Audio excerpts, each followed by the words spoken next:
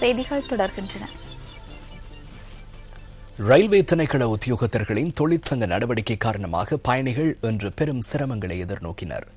Railway திணைக்களத்தின் நிலைய பொறுப்பு அதிகாரிகள் மற்றும் ரயில் சாரதிகள் உள்ளிட்ட உத்தியோகத்தர்கள் தொழிற்சங்க நடவடிக்கையை ஆரம்பித்துள்ளனர். தொழிற்சங்க நடவடிக்கை காரணமாக அனைத்து ரயில் சேவைகளும் ஸ்தம்பிதம் அடைந்ததாக ரயில் தரப்படுத்தல் தொழிற்சங்க ஒன்றியம் தெரிவிக்கின்றது. கோரிக்கைகள் சிலவற்றை அடிப்படையாக கொண்டு இன்று பிற்பகல் 4 மணி முதல் பணி பகிஷ்கரிப்பில் ஈடுபட்டுள்ளதாக ஒன்றியத்தின் ஏற்பாட்டாளர் ஜானக பெர்னாண்டோ குறிப்பிட்டார். திணைக்களத்தின் பதவிகளை தரப்படுத்தல், கட்டமைப்பு யுகத்தில் மத்திய தரத்திலான கண்காணிப்பு முகாமைத்துவ சேவையில் உத்தியோகத்தர்களை இரட்டை தரத்துக்கு இணைத்தல் போன்ற கோரிக்கைகளை கவனித்துக் கொள்ளாமை மற்றும் சமவிகிதத்திலான சம்பளம் வழங்க நடவடிக்கை எடுக்கப்படாமை ஆகிய விடயங்கள் தொடர்பில் இந்த தொழிற்சங்க நடவடிக்கையை மேற்கொள்ள நேரிட்டது. திடீரென ரயில் சேவைகள் இன்று ஸ்தம்பிதம் அடைந்தமையினால் இன்று பிற்பகல் பயணிகள் பெரும் சிரமங்களை எதிர்கொண்டனர். இன்று மாலை கொழும்பு கோட்டை ரயில் நிலையத்தில் பதிவான காட்சிகளே இவை.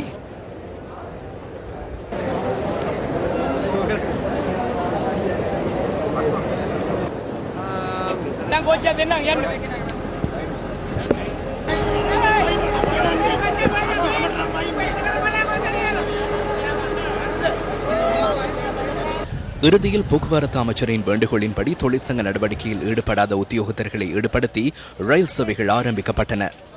இது தொடர்பில் ரயில்வே போக்குவரத்து அத்தியட்சகர் LKR ரத்நாயக்கவிடம் தொடர்பு கொண்டு கேட்டபோது இந்த தொழிற்சங்க நடவடிக்கை குறித்து தமக்கு எழுத்து மூலம் அறிவிக்கப்படவில்லை என கூறினார்.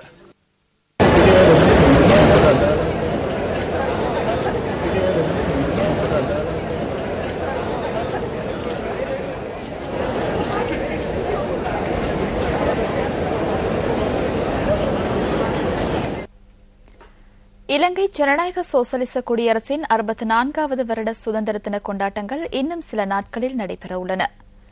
நாட்டின் சுதந்திர போராட்ட வரலாற்றை மீட்டி பார்க்கும் பயணத்தை முன்னெடுத்த நியூஸ் ஃபர்ஸ்ட் சுதந்திரத்திற்காக உரிமை குரல் எழுப்பி போர்க்கொடி உயர்த்தி போராடிய சுதந்திர கதாநாயகர்களை நாளைய சந்ததிக்கு அறிமுகம் செய்யும் வகையிலான தொகுப்பொன்றை இன்று முதல் வழங்க உள்ளது.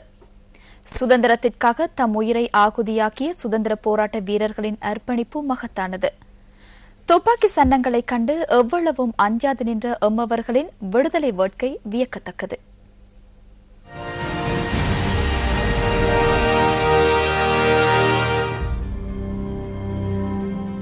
சூரியனின் கதிர்கள் சுதந்திர சதுக்கத்தை ஆக்கிரமிக்கின்றன. சுதந்திரத்திற்காக முன்னின்று உழைத்த உத்தமர்களுக்காக கட்டப்பட்ட அர்த்த செறிவுமிக்க நினைவு சின்னமே இது. கண்டி ராசதானியின் அமைவிடத்திலிருந்தே எமது பயணம் ஆரம்பிக்கப்பட்டது. ராஜாதி ராஜசிங்க மன்னனின் மறைவின் பின்னர் ரதல மற்றும் நாயக்க வம்சத்தவர்கள் ராசதானியின் அதிகாரமிக்க வர்க்கத்தினராக விளங்கியதாக வரலாறு கூறுகின்றது. இந்த இரு வம்சத்தவரிடையே எழுந்த முரண்பாடுகளினால் முத்துசுவாமிக்கு உரித்தாக வேண்டிய முடி உரிமை பிலிமத்தலாவ எனும் அரசு அதிகாரியின் சூழ்ச்சியினால் கண்ணசாமி வசமானது. பின்னாளில் கண்ணசாமி ஸ்ரீ விக்ரமராஜசிங்கன் என்ற நாமம் பெற்றான். கண்டி ராசதானியின் வீழ்ச்சிக்கு எஹலேபுல பங்காற்றியதாக வரலாறு கூறுகின்றது. எஹலேபுல எனும் அரசு அதிகாரியின் வளவை பார்வையிடும் நோக்கில் கண்டி சிறைச்சாலைக்கு நாம் விஜயம் செய்தோம். பிலிமத்தலாவை எனும் அரசு அதிகாரி அரச வம்சத்தவருக்கிடையிலான முரண்பாட்டின் பிரதான சூத்திரதாரியாக கருதப்பட்டான்.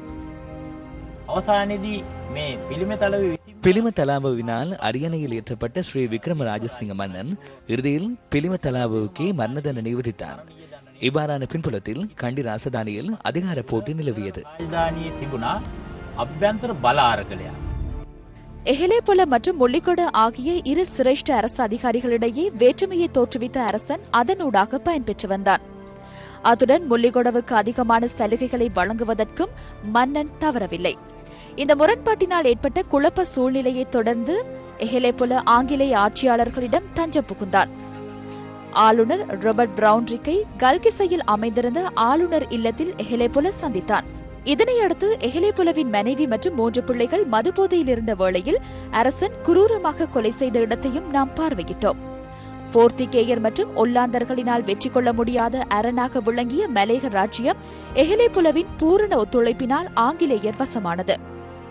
சுதந்திரத்தை இல்லாதொழிப்பதற்கான அந்த ஒப்பந்தம் தொடர்பான தகவல்களை நியூஸ் ஃபர்ஸ்டில் நாளை எதிர்பாருங்கள்.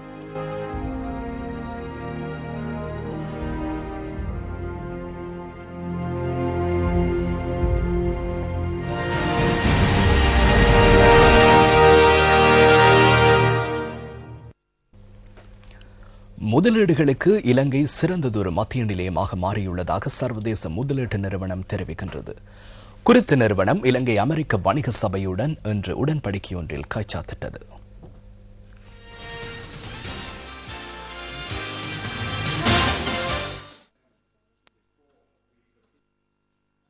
இலங்கை அமெரிக்க வணிக சபை மற்றும் சர்வதேச முதலீட்டு நிறுவனம் என்பன கைச்சாத்திட்டுள்ள உடன்படிக்கை தொடர்பில் விளக்கம் அளிப்பதற்காக கொழும்பில் இன்று சந்திப்பு ஒன்று நடைபெற்றது.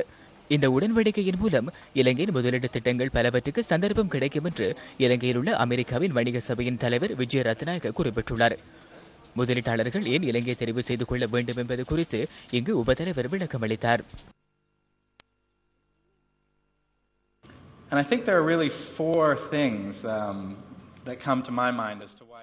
அமெரிக்காவின் முதலீட்டாளர்கள் இலங்கை தெரிவு செய்வதற்கு 4 காரணங்கள் உள்ளன. முதல் விடயம், உலகில் உயர் பொருளாதார வளர்ச்சியை கொண்டுள்ள நாடுகளில் இலங்கை 4வது இடத்தில் உள்ளது. அடுத்த வருடம் நிலைமை மேலும் முன்னேற்றம் அடையும் என நாம் நம்புகிறோம். இரண்டாவது விடயம், அமெரிக்காவில் முதலீடு செய்யும் போது கிடைக்கின்ற பிரதிபலன்களை விட இலங்கையில் முதலீடு செய்யும் போது அதிக பிரதிபலன்கள் கிடைக்கும். மூன்றாவது விடயம், இலங்கையில் முதலீடுசார் விதிமுறைகள் தளர்த்தப்பட்டுள்ளமையாகும். இலங்கைகளில் மற்றும் வர்த்தகம் செய்வதற்குள்ள வசதிகள் 4வது விடயமாகும்.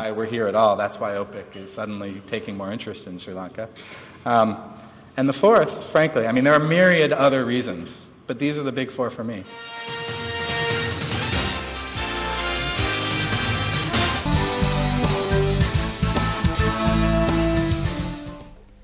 அரசாங்கத்துடன் இணைந்து கொண்ட ஐக்கிய தேசிய கட்சியின் ஜனநாயக குழு சர்வ கட்சி பிரதிநிதிகள் குழுவிடம் முன்வைத்த யோசனைகள் எவை?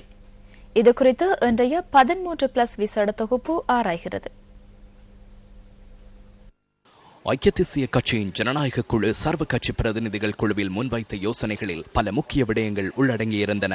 அதன் முதற் பிரிவில் இவ்வாறு குறிப்பிடப்பட்டுள்ளது: அரசாங்கத்தின் இறைமை மற்றும் மக்கள். இலங்கையின் ஒருமைப்பாட்டிற்கு பாதிப்பு ஏற்படாத வகையில் பல்வேறு இன மக்களினதும் இறைமையை ஏற்றுக்கொள்வது தொடர்பில் இதில் குறிப்பிடப்பட்டிருந்தது. இரண்டாவது விடயம், அரசியல் அமைப்பு. நிறைவேற்ற அதிகாரம் கொண்ட ஜனாதிபதி முறைமையை முன்னெடுப்பதாயின் பாராளுமன்றத்தின் பொறுப்புகளை உறுதிப்படுத்தல், ஜனாதிபதி மற்றும் பிரதமர் ஆகியோர் 2 கட்சிகளில் இருக்கும் நிலையில் ஒற்றுமையை உறுதிப்படுத்த நடைமுறை திட்டம் ஒன்று ஸ்தாபிக்கப்பட வேண்டும் எனவும் ஐக்கிய தேசிய கட்சியின் ஜனநாயக குழு தெரிவித்திருந்தது. தேர்தல் முறைமை என்ற தலைப்பின் கீழ் தொகுதி முறையிலும் புதிய எண்ணிக்கையிலான பிரதிநிதித்துவத்தையும் கொண்ட ஒரு கலப்பு முறை காணப்பட வேண்டும் என அதில் குறிப்பிடப்பட்டிருந்தது. அரசியல் அமைப்பின் கௌரவத்தை பாதுகாப்பது தொடர்பிலான விடயங்களும் இதில் உள்ளடக்கப்பட்டிருந்தன. பிரிவுகள் தொடர்பில் பாதுகாப்பான நடைமுறைகள் தொடர்பிலும் ஐக்கிய தேசிய கட்சியின் ஜனநாயக குழு யோசனைகளை முன்வைத்திருந்தது. தனி ராஜ்யம் உருவாவதை தடுக்கும் விதத்தில் போதுமான வியூகங்களை அரசியல் அமைப்பில் உள்வாங்கல், அரசாங்கத்தின் உரிமை மற்றும் ஒருமைப்பாடு என்பவற்றிற்கு அழுத்தங்கள் விடுக்கப்படுமாயின் அதனை தடுப்பதற்கு அதிகாரங்களை வழங்கல் போன்ற விடயங்களும் இதில் உள்ளடக்கப்பட்டிருந்தன. அதிகார பரவலாக்கம் தொடர்பில் மிகவும் பலமான திட்டம் ஒன்றின் அவசியத்தை ஏற்றுக்கொள்ளல், விரிவான அடிப்படையில் அதிகார பரவலாக்கல் முறைமை மூலம் இடம்பெறும் பாராளுமன்ற குழு தொடர்பிலான யோசனைகளுக்கு இணக்கம் தெரிவித்தல், அரசியலமைப்பின் குறிப்பிட்ட ஒரு மட்டத்திலான செயற்பாடுகளுக்கான அதிகாரங்களை மாத்திரம் செனட் சபையிடம் ஒப்படைத்தல் ஆகிய விடயங்களும் உள்ளடக்கப்பட்டிருந்தன. அதிகார பரவலாக்கலின் கீழ் அதன் அடிப்படை வியூகத்தை மாகாண சபையாக அங்கீகரிப்பதற்கு யோசனை முன்வைக்கப்பட்டது. இனப்பிரச்சினை தீர்விற்காக முன்வைக்கப்படும் எந்த ஒரு தீர்வும் தமிழ் மக்களையும் ஏனைய சிறுபான்மை மக்களையும் கவரக்கூடியதாக இருப்பதுடன் தற்போதைய அரசியலமைப்பு விதிமுறைகளுக்கு குறையாததாக அமைய வேண்டும் என்றும் ஐக்கிய தேசிய கட்சியின் ஜனநாயக குழு தெரிவித்திருந்தது. அதிகாரங்களை பகிர்தல். மாகாண சபைகள் மற்றும் மத்திய அரசாங்கம் என்பவற்றுக்கு இடையிலான விடயங்களை 2 வகையாக பட்டியலாக முன்னெடுப்பதற்கும் ஐக்கிய தேசிய கட்சியின் ஜனநாயக குழு யோசனை முன்வைத்திருந்தது. இதேவேளை பேச்சுவார்த்தைகளில் கலந்து கொண்ட மக்கள் விடுதலை முன்னணி அதிலிருந்து விலக தீர்மானித்தது. சர்வ கட்சி பிரதிநிதிகள் குழு மற்றும் அதற்கு ஆலோசனை